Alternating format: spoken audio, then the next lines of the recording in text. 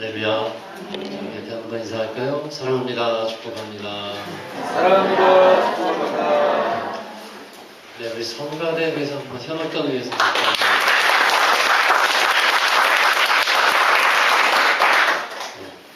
가사도 참 은혜 들어갔고요. 은혜 받는 찬양이었습니다. 그리고 뒤에서 이렇게 앉아 있다 보니까 우리 이제 꽃꽂이가 이렇게 눈에 들어오는데 여러분 꽃꽂이 보시고 은혜 받으셨어요? 네. 그냥 이쁘다라는 거가 오늘 뒤에서 보니까 참 은혜롭더라고요. 너도 뭐 혹시 저게 뭐냐 혹시 그럴 줄 몰라도 이렇게 막 그런 분들 마음 강박하거든요. 이 꽃에 대해서도 우리 고수자님이 이렇게 꽃꽂이 할 때 하나하나 해석이 다 있을 거예요. 근데 뒤에서 있다 보니까 이렇게 푹 감싸는 그러니까 이게 이파리가 입고 가는 꽃이 피었는데 이걸 보니까 주님의 그 우리를 감싸주시는 사랑이 들어가 있는 것 같아요. 그러니까 여러분이 이렇게 해석, 그 꽃을 보면서도 이게 주님의 어떤 메시지가 담겨 있구나 하고 또 은혜도 받으시고 묵상도 하는 여러분 되기 바랍니다.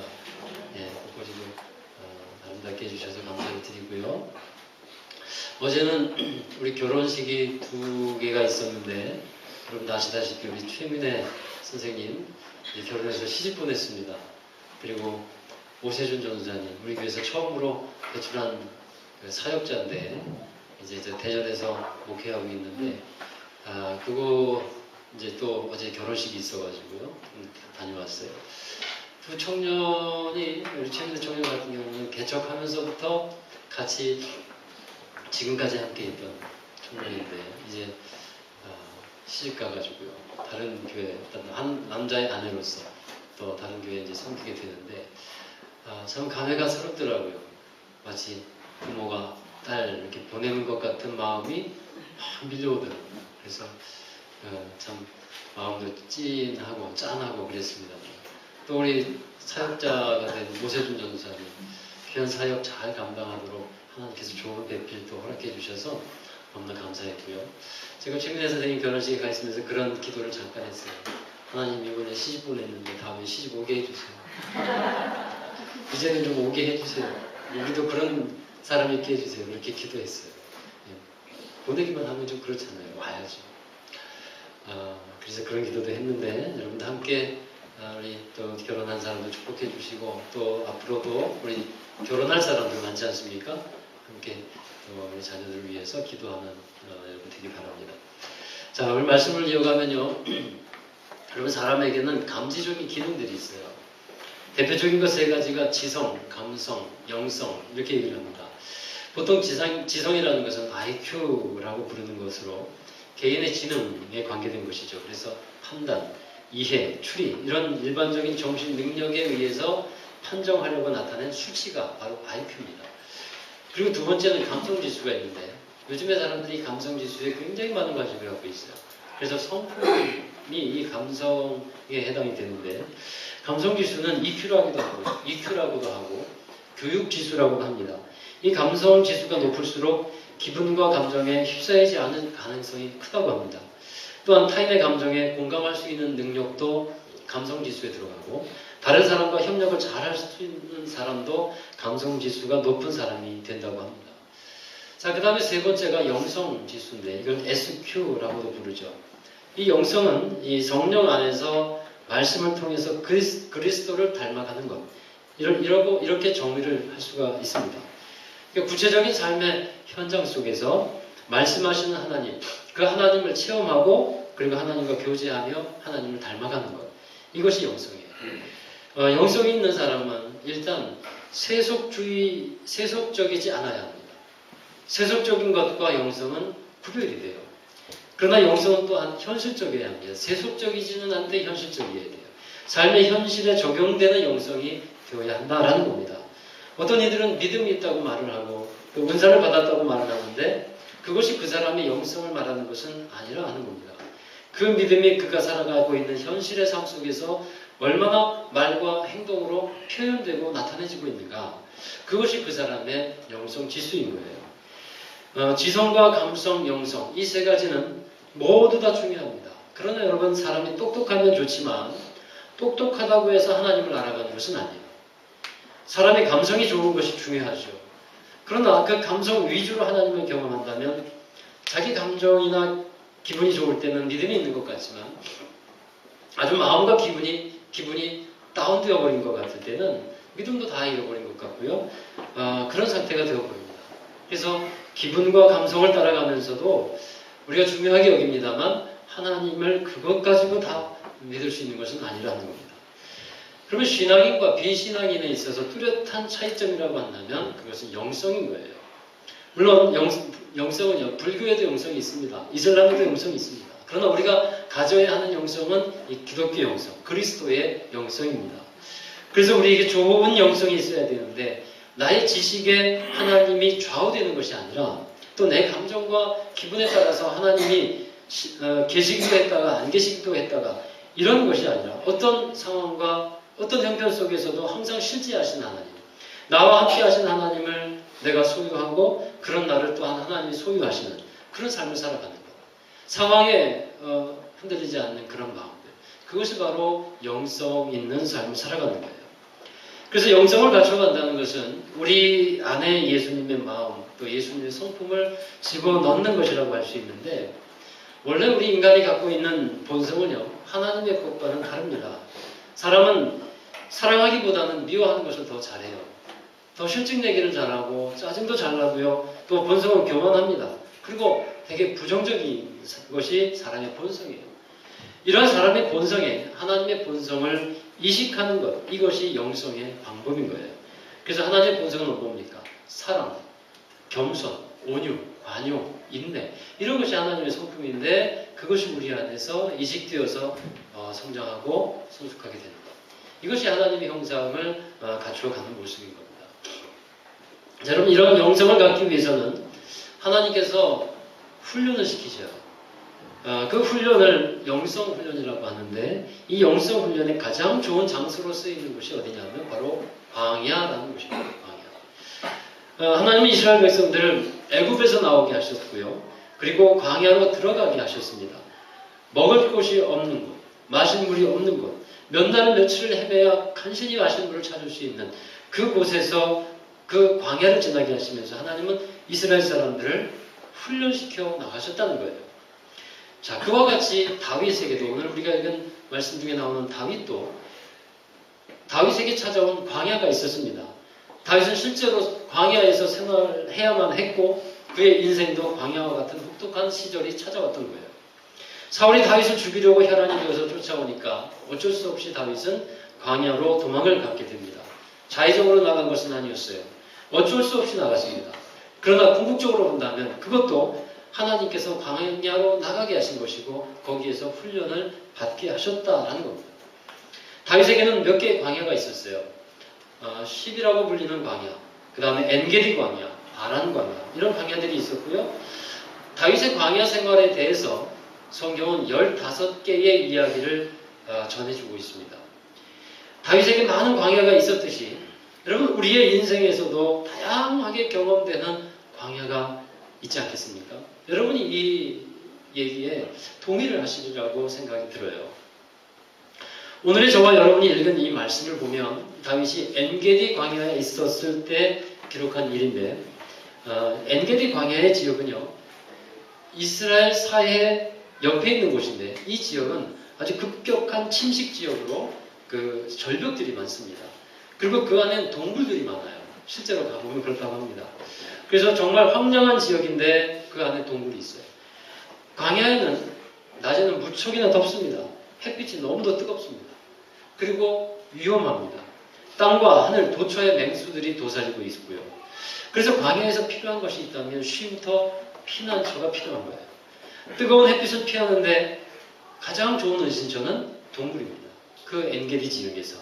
그래서 다윗과 600명의 이 다윗의 사람들이 동굴에 들어가서 은신하면서 쉬고 있었을 때에 일어난 일이 오늘 본문의 말씀이에요. 갑자기 사울 왕이 다윗을 쫓아서 이제 광야로 추적해 왔다가 사울 왕이 혼자 몸으로 이 다윗이 은신해 있는 이 동굴로 올라오는 겁니다. 그래서 사울이 그곳에 올라온 이유는 오늘 말씀 24장 3절에 보면요. 24장 3절에 보면 사울이 뒤를 보러 들어갔다. 그렇게 기록하고 있습니다. 뒤를 보러 들어갔다는 것은요, 원어에 보면 발을 가리우러 들어왔다라고 기록되어 있는데, 성경에서 발을 가리운다라는 표현은 두 가지 의미가 있습니다. 하나는 용변을 보러 들어온 것이고, 용변을 보는 것이고, 또 하나는 잠을 자거나 쉼을 갖기 위해서 들어온 거예요. 그래서 사실 이 뒤를 보러 들어왔다라는 이 표현을 두 가지로 다 해석이 가능한데, 사울이 볼 일이 있어서 하여튼 들어오게 되었다는 겁니다. 잠깐 쉴 겸해서 동굴을 찾은 거예요. 그런데 사울은 그 안에 다윗과 일행이 숨어 있는 것을 알지를 못합니다. 눈치채지 못했어요. 그리고 사울은 옷을 벗어놓고 완전히 그 무장 해제된 채로 다윗과 일행들 앞에 놓여 있는 겁니다.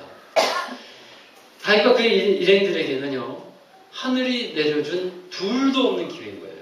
이제 도관에 든 쥐처럼 이 사울을 죽이기만 한다면 그동안 다윗이 얼마나 쫓겨다니면서 고생했습니까? 그 고생 이제 할 필요가 없게 되는 거예요. 더 이상 광야 생활을 하지 않아도 됩니다. 이제 사울만 처단하게 된다면 사람들은 다윗을 이스라엘의 왕으로 추대할 것이고 자기는 왕으로 등극하게 될 겁니다. 그런데 다윗은 사울을 죽이지를 않습니다. 다윗은 함께 했던 그 혈기왕성한 젊은이들을 진정시키고 직접 사울에게로 다가가고 그리고 사울의 옷자락만을 아주 조금 잘라냅니다. 그것도 잘라낸 그것이 양심에 찔려가지고 나중에는 괴로워하죠. 여러분, 아무것도 모르고 있던 사울은 잠시 후에 동굴을 떠나는데 사울이 어느 정도 거리가 이렇게 떨어졌을 때 다윗은 동굴 입구에 서서 사울에게 사울왕을 부르면서 이렇게 말합니다. 그리고 사울왕이 뒤를 돌아보니까 다윗은 사울에게 땅에 엎드려 절을 하죠. 여러분, 이 상황에서 다윗의 신하들은 이제 그 전에 다윗의 신하들은 다윗에게 이렇게 말을 했다는 걸 먼저 기억하십시오. 왕이시여, 왜 제가 아니죠, 죄송합니다. 그러니까 다윗이 사울에게 하는 거예요. 이렇게 말합니다. 왕이시여, 왜 제가 당신의 적입니까? 왜 사울왕 당신은 사람들의 말을 듣고 저를 그렇게 하려 합니까? 지금 제가 왕의 옷자락을 손에 들고 있습니다. 조금 전에 당신의 옷을 베어낸 겁니다. 조금 전에 당신은 죽일 수도 있었습니다만 내 아버지여, 나는 당신께 범죄한 일이 없습니다. 하나님께서 저와 당신 사이를 판단하실 것이고 하나님이 당신을 보복하실 수 있지만 저는 당신을 해하지 않겠습니다. 그렇게 그 사울에게 말을 해줍니다. 자, 여러분, 오늘 제가 말씀드린 것이 이것이 본문의 내용인데 다윗이 광야에서 어떠한 마음으로 살게 되었는지를 오늘 본문을 통해서 우리는 알 수 있게 됩니다. 어떠한 영성을 갖고 있었는지를 우리 다윗의 이야기를 통해서 볼 수 있게 됩니다. 자, 먼저는 다윗은 광야에서 하나님께 더욱더 예민한 영성을 갖출 수 있었다는 겁니다. 보통 광야의 지역에 들어가면요, 광야에서 1시간 정도 지냈다가 온 사람의 얘기를 들어보면 광야에서 1시간 정도만 지나면 혼자 있을 때 모든 감각이 다 예민해지기 시작한대요. 소음도 없고 사람도 없는 상황에서 시각, 청각, 후각, 이 모든 것이 예민해집니다. 하나님은 광야에 다윗을 두게 하시면서 다윗에게 이 영적인 예민함을 갖도록 하셨다 하는 겁니다.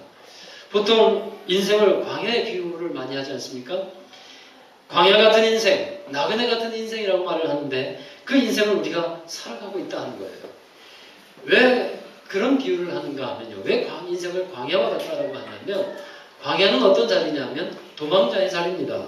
다윗이 도망자의 처지가 되어서 광야로 나갔듯이 우리도 도망가고 싶을 때 정말 또 쫓기듯이 그렇게 살아가는 인생이 아니겠습니까? 그래서 광야 같은 인생을 살아간다라고 말해요. 엘리야가 갈멜산 전투에서 승리한 후에 아합 왕의 아내 이세벨이 너 잡아서 죽이겠다고 그렇게 위협을 하니까 갑자기 두려움이 몰려와가지고 광야로 나가는 거예요. 그리고 자그마한 그 로뎀 나무 안에서 쉬면서 이렇게 말을 합니다. 열왕기상 19장 4절 같이 앞에 있는 말씀 읽겠습니다.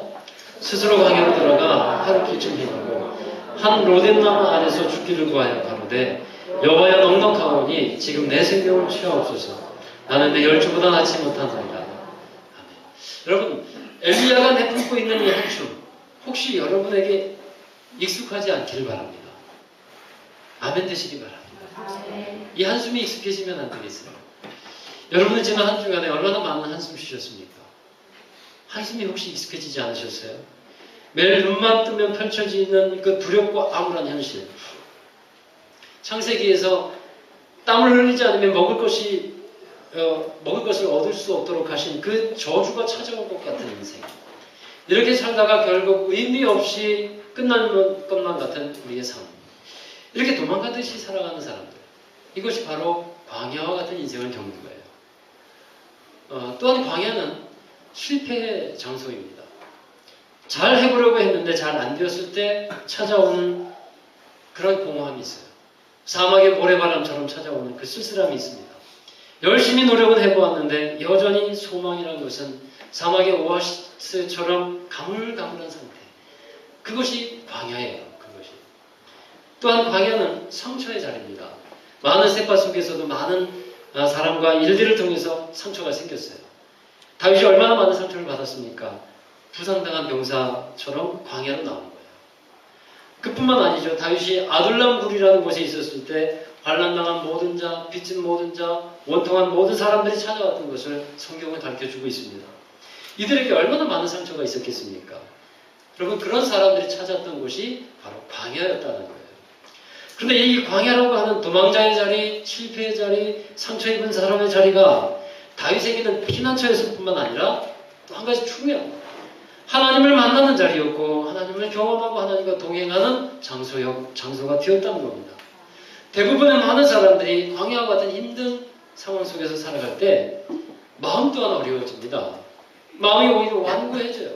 그래서 될 대로 되라는 식으로 그렇게 자포자기까지 하기도 합니다.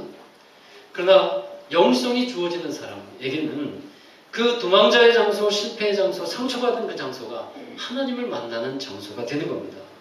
하나님의 사랑을 덧입는 자리가 된다는 겁니다. 상처 입은 그 자리가 하나님께서 함께 하셔서 치유하시고 회복하는 장소가 되는 것입니다. 그래서 광야 가운데 나 있는 이 두 갈래 길이 있어요. 그 광야 가운데 놓여 있는 이 두 갈래 길이 우리 앞에도 놓여 있다라는 사실이에요. 하나님을 만나는 길이 될 것인가? 아니면 그 길이 어려운 현실 앞에서 마음이 완고해져서 하나님과는 상관없는 길을 갈 것인가? 이 두 갈래 길이 이 광야에 놓여 있고 우리 앞에도 놓여 있다는 사실입니다. 이 두 가지 선택 외에는 다른 것이 있을 수가 없어요. 이스라엘 백성들이 광야에 40년 동안 살아갈 때 갈 길을 몰랐습니다. 그러나 하나님은 그 광야 가운데서도 길을 내셨다는 사실이에요. 먼저 앞서서 행하셔서 길을 내시고 그리고 길을 내신 다음에는 낮에는 구름 기둥, 밤에는 불 기둥으로 친히 그들을 인도해 주셨습니다. 어미 독수리가 새끼를 날개 위에 얹어가지고 그렇게 날아 이동하듯이 광야를 그렇게 지나가게 하셨다라고 성경은 기록하고 있어요. 그때 의복이 헤어지지도 않았고 신발이 달아 없어지지도 않아요. 그렇게 하나님은 보호해 주셨다는 겁니다.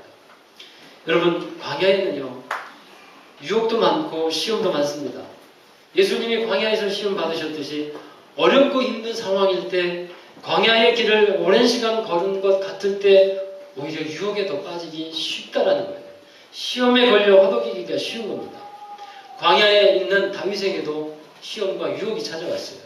그런데 사람들은 그것을 기회라고 부르는 거예요. 유혹인데 불구하고. 사울이 동굴에 들어와서 뒤를 가리러 온 것, 그것은 하늘이 내려준 불도 없는 기회처럼 보이는 겁니다. 이제 사울만 죽이면 더 이상 죽을 고생 하지 않아도 되는 것이었어요. 그런데 다윗은, 다른 사람은 그것을 기회라고 얘기했지만 다윗은 그것을 어떻게 받아들였습니까? 이것은 유혹이다. 이것은 유혹이고 이것은 내가 하지 말아야 될 일이다 라고 분별했다는 겁니다. 그러니까 다윗은 그 광야 생활 동안에 기회와 유혹을 분별할 수 있는 영성이 있었다는 거예요. 자, 어떻게 분별했나 보십시오. 사무엘상 24장 4절 읽어봅니다.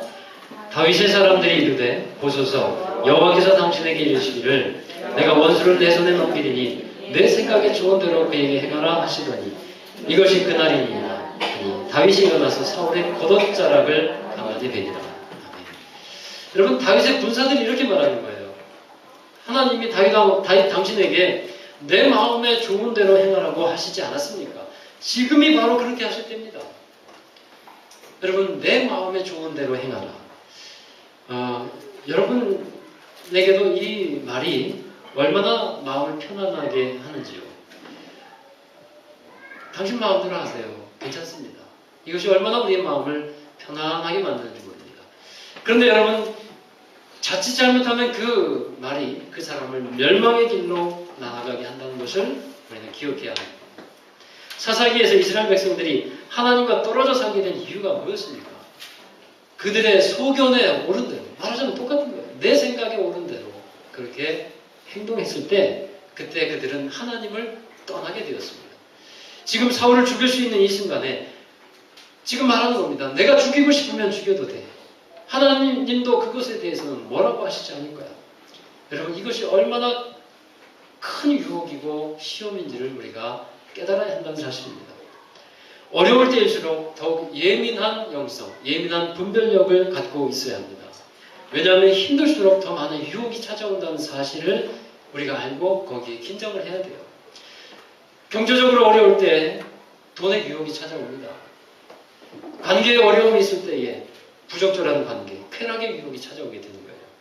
삶이 공허하고 마음이 공허할 때 그 자리를 하나님이 채우셔야 되는데 하나님이 그 자리를 채우는 것을 거부할 때 사단은 여지없이 그 하나님의 자리를 자기가 채우려고 찾아오게 됩니다. 여러분, 우리는 어떤 문제가 생겼을 때 그 문제를 해결할 수 있는 방법을 찾게 되는데 그 방법이 정말 하나님으로부터 온 것인가 아닌가를 분별해야 된다는 거예요. 이 사실을 잘 알고 있어야 합니다. 너무 중요합니다. 사울이 동굴에 들어왔을 때 하나님이 사울을 다윗에게 죽여도 된다. 사울을 죽여도 된다. 이렇게 생각할 수도 있습니다. 그런데 그렇게 판단하는 분별의 근거가 뭡니까? 그것은 단지 자기의 생각일 뿐이었어요. 분별의 근거는 하나님의 말씀이어야 합니다. 다윗이 분별을 해보니까 하나님이 다윗이 사울을 죽이는 것을 하나님은 허락하지 않으셨다는 거예요. 그래서 다윗은 그 말씀에 순종하는 거예요. 여러분, 내가 가고 싶은 길이 왼쪽인데 하나님의 말씀에 보니까 오른쪽이 하나님이 원하시는 길이라고 한다면 그 말씀을 통해 계시된 하나님의 뜻이 내 속에서 이제 계속해서 양심이 지원하고 있다면 나의 뜻을 꺾고 하나님의 뜻을 택해야 하는 것입니다. 그것이 믿음이고 그것이 신앙인의 길이고 모습인 겁니다. 여러분, 우리가 범하는 많은 잘못 중에서 이런 것이 있어요. 내가 가야 할 길, 내가 해야 될 일을 미리서 다 정해놓습니다. 이미 결론을 다 내놓고 있어요. 상담하는 분들을 가끔 보면 결론은 자기가 다 내요. 그리고 상담을 해요. 그리고 상담을 하면서 그럼 왜 상담을 하냐 하면 자기가 결론 낸 거를 듣고 싶은 거예요. 그래서 상담을 합니다. 그 들어주는 것이 상담의 기본이라고 하지 않습니까? 여러분, 우리가 하나님께 나올 때도 이런 오류를 범한다는 거예요. 내가 미리 다 결론 내놓습니다. 여러분, 한번 생각해 보십시오.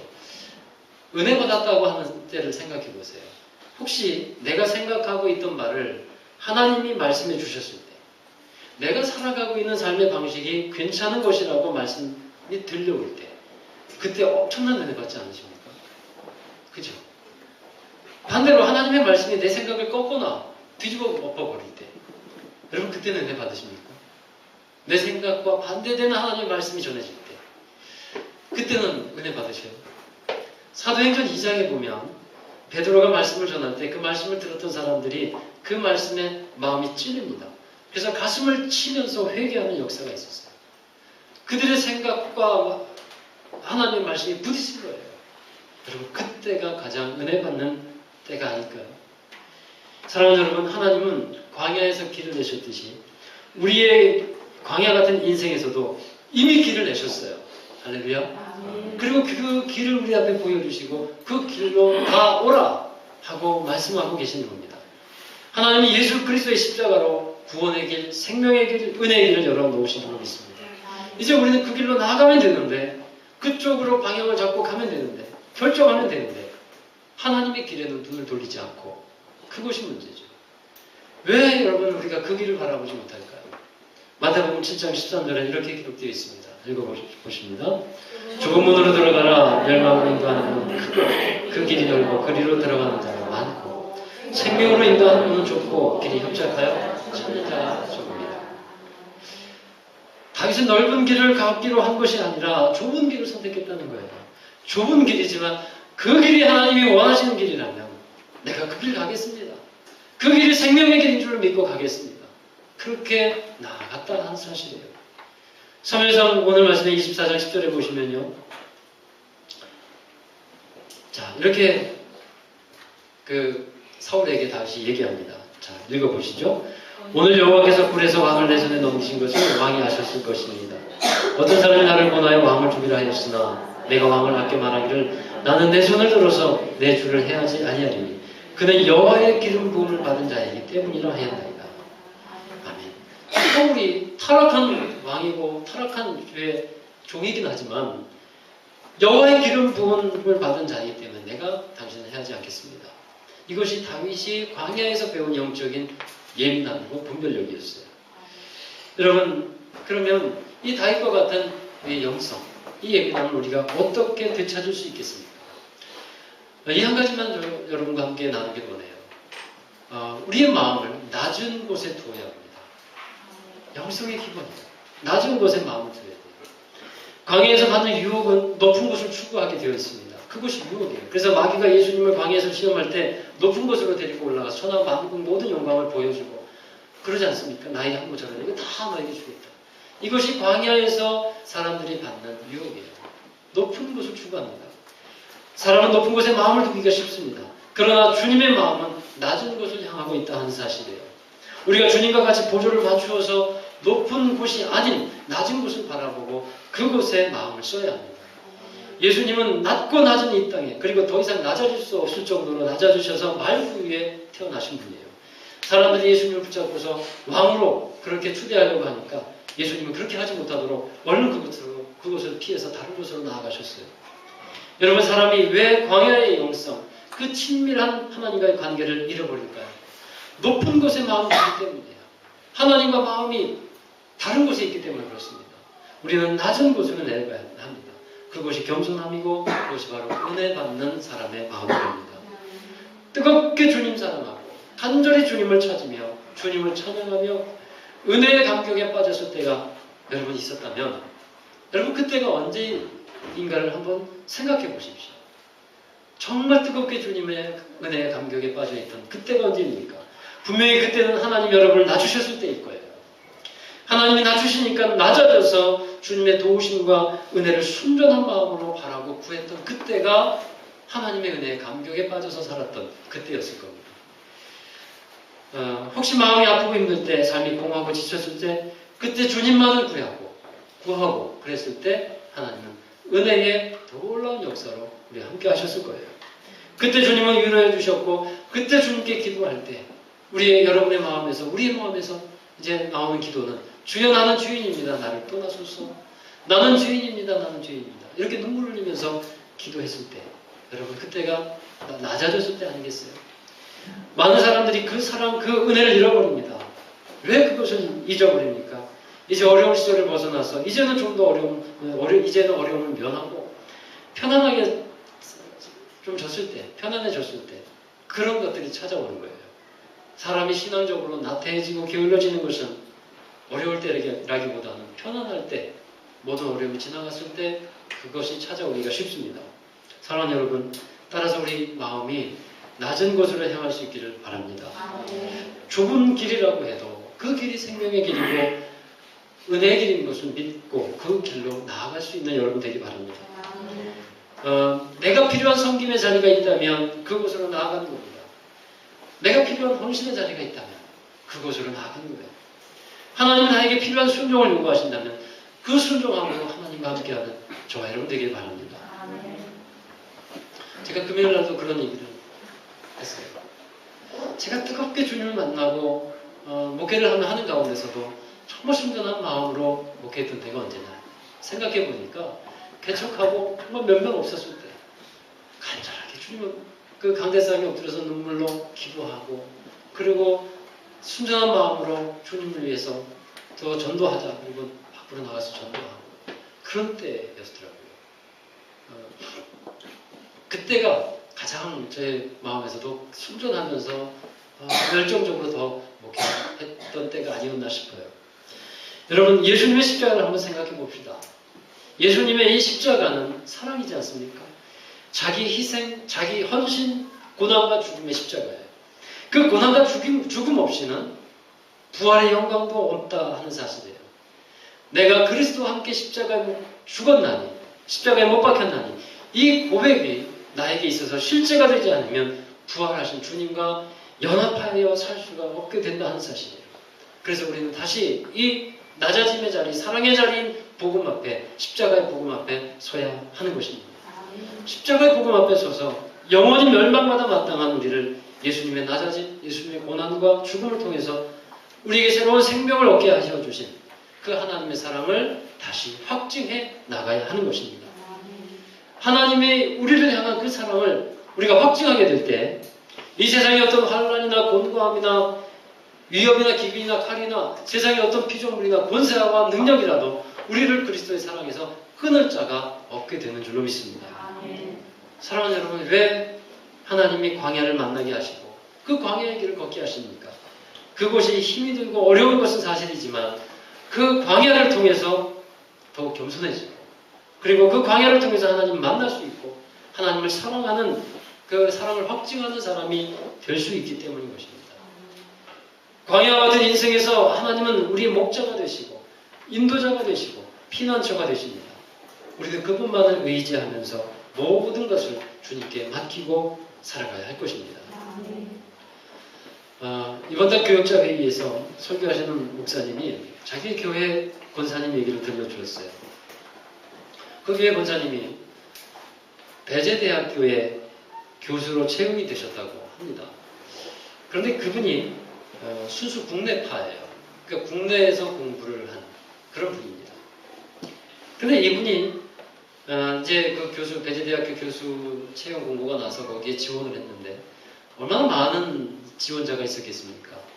근데 많은 사람들이 외국에서 공부하고 박사학위도 외국에서 받아오고, 그러니까 쟁쟁한 사람들이 많은 거예요. 근데 이분은 국내파예요. 말하자면 스펙이 딸립니다. 스펙이 딸려요. 그런데 이분이 교수로 채용이 됐어요. 교수로 채용이 된 후에 총장이 그분에게 이런 말을 하더랍니다. 우리 학교가 왜 당신을 교수로 채용한 줄 아세요? 이력서에 보니까 10여 년을 작은 개척교회를 섬겼다고 기록이 되어 있는데 우리는 그것만을 보고 당신에게 믿음과 신뢰가 갔습니다. 어렵고 힘든 상황이기 때문에 변함없이 그 오랜 동안 교회를 섬긴 그 모습이 그 사람들의 마음을 움직였다라는 거예요. 여러분, 하나님은 우리의 중심을 보고 계신 줄 믿습니다. 광야와 같은 인생, 그 인생 가운데 있는 우리를 하나님이 지켜보고 계시다는 거예요. 하나님을 사모하는 마음, 하나님을 향한 그 사랑의 마음과 열정을 우리가 다시 한번 이 삶을 살아가면서 회복하고 갖추고 살아가는 여러분 되시기를 바랍니다. 다윗이 엔게디 광야에 있을 동안에 지었다고 하는 시가 시편 57편입니다. 제가 그 시편 57편을 읽어보니까 제가 지금 같이 읽을 이 구절이 광야 가운데 있는 다윗의 마음을 표현하고 있어요. 시편 57편 6절에서 7절 우리 같이 읽어보겠습니다. 시작. 그들이 내 걸음을 막으려고 그물을 준비하였으니 내 영혼이 억울하다. 그들이 내 앞에 웅덩이를 팠으나 자기들이 그 중에 빠졌도다. 하나님여, 내 마음이 확정되고 내 마음이 확정되었사오니 내가 노래하고 내가 찬송하리이다. 아멘. 이것이 광야에서 엔게디 동굴에서 이런 쫓김의 삶, 실패의 삶, 사람들이 말하는 도망자의 삶을 살아갈 때 다윗이 했던 하나님을 향한 고백이었습니다. 믿음을 확정하고 광야의 영성으로 살아갔던 다윗과 같이 우리의 마음이 세상을 향한 것이 아니라 하나님을 향하고 살아가는 저와 여러분이 되시기를 주의 이름으로 축원합니다. 기도하겠습니다. 하나님, 은혜와 사랑에 감사를 드립니다. 저희들의 삶 가운데서 변함없이 우리 함께 하시고 지키시고 인도하시는 주님, 광야 가운데서도 이스라엘 백성들을 기름과 구름 기둥으로 인도하셨고 그리고 목마르지 않게 하여 주시며 항상 하나님의 사랑 가운데 채우시고 보살펴 주셨던 주님, 우리 삶도 광야와 같은 것을 고백합니다. 그러나 그 가운데서 하나님이 늘 함께 하시고 우리를 인도하여 주셨음을 이 시간 고백하는데 다시 한번 우리 광야 가운데서 영적인 예민함을 갖게 하여 주시옵시고 우리의 심령이 주님을 향해 열려있게 하여 주시며 오직 주님만 신뢰하고 주님만 의지하고 모든 것 주인 되신 주님께 맡기고 살아가는 저희들 되게 하여 주옵소서. 영적인 예민함과 분별력을 주셔서 하나님이 원하시는 일들 우리가 잘 감당할 수 있도록 축복해 주옵소서. 우리를 인도해 주실 것을 믿사오며 예수님의 이름으로 기도하옵나이다. 아멘. 함께 자리에서 일어나셔서 우리 선물 주제의 찬양이죠. 회복시키소서. 함께 찬양하면서 간단한 시간 갖겠습니다.